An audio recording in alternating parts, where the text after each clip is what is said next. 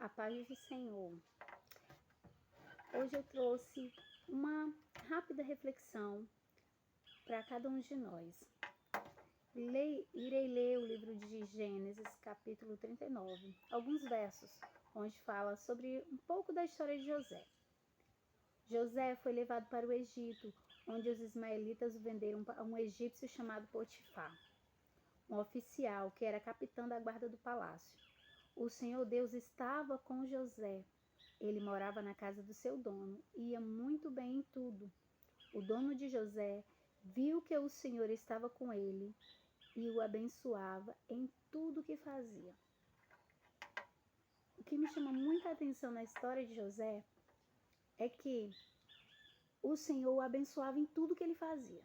Apesar de todas as coisas que ele passou, o que aconteceu com ele durante a sua vida, a sua trajetória, mas ele era fiel ao Senhor e ele era temente. E o Senhor o abençoava. Em tudo que era colocado às suas mãos, o Senhor o abençoava. José, ele muito jovem, ele foi vendido pelos seus irmãos como escravo ao Egito.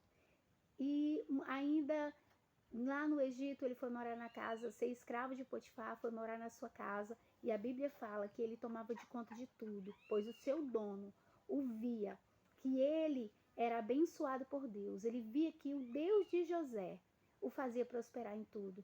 Mas acontece é que em alguns momentos José foi tentado. A sua fé, a sua fidelidade ao Senhor, o seu temor a Deus foram colocados à prova. Um exemplo foi quando a mulher de Potifar quis fazer o que era errado com ele. E ele saiu de lá, ele deixou tudo e ele ainda pergunta assim: como eu poderia fazer uma coisa tão imoral? Lá no finalzinho do verso 9 diz assim: pecar contra Deus, porque ele não queria se juntar e fazer o que a mulher queria. Então ele sai correndo, ela pega a sua roupa, a sua capa e inventa uma história para o seu esposo, dizendo que José que quis fazer o que era errado. Então José, ele foi para a cadeia. O seu dono não acreditou nele. Era uma história assim, muito bem elaborada pela mulher dele. E ele foi para a cadeia. Passou algum tempo na cadeia. Além de sofrer como escravo, depois ele ainda foi preso. Mas mesmo assim, eu acredito que mesmo que José tenha chorado em alguns momentos, tenha ficado triste, pensando por que estava acontecendo aquilo com ele, mesmo assim ele foi fiel a Deus. E todas as oportunidades que José tinha, ele mostrava o seu Deus, ele falava do seu Deus. O que aconteceu, por exemplo, quando dois prisioneiros que trabalhavam para o faraó tiveram sonhos e contaram para ele. E ele disse que ele não tinha nada da parte dele, mas que Deus era quem explicava o significado dos sonhos.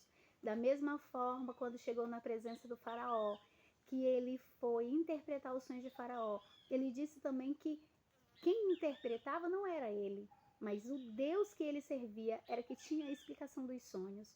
E essa fidelidade, esse temor que José tinha, mesmo diante de todas as circunstâncias, fizeram com que Deus o colocasse lá em cima como governador do Egito. E ele entendeu que tudo aquilo que ele passou, todo aquele processo, era para que tivesse vida a sua nação, para que os seus irmãos, a sua família, tivesse o alimento no tempo certo, naquele período de muita escassez.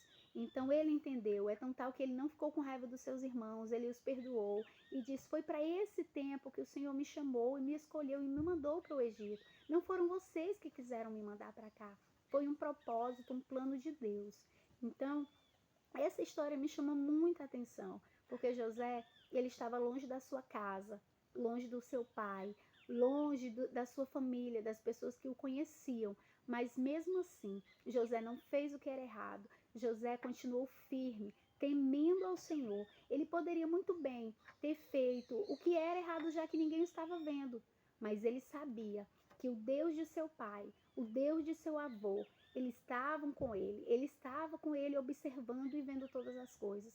José foi instruído desde pequeno das coisas de Deus, sobre as coisas de Deus, e ele entendeu que o seu Deus estava sempre o observando. E hoje, nos nossos dias, nós estamos da mesma forma. Às vezes nós estamos longe dos nossos pais, longe da nossa família, estamos na escola, na faculdade, mas nós temos sempre que lembrar que o nosso Deus, ele está conosco, ele está nos vendo.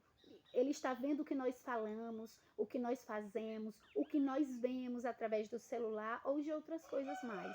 Então, que nós possamos ser fiéis a Deus, porque Ele sempre será fiel conosco. Ele sempre nos abençoará, se nós formos fiéis e tementes a Ele e obedecermos sempre a sua palavra.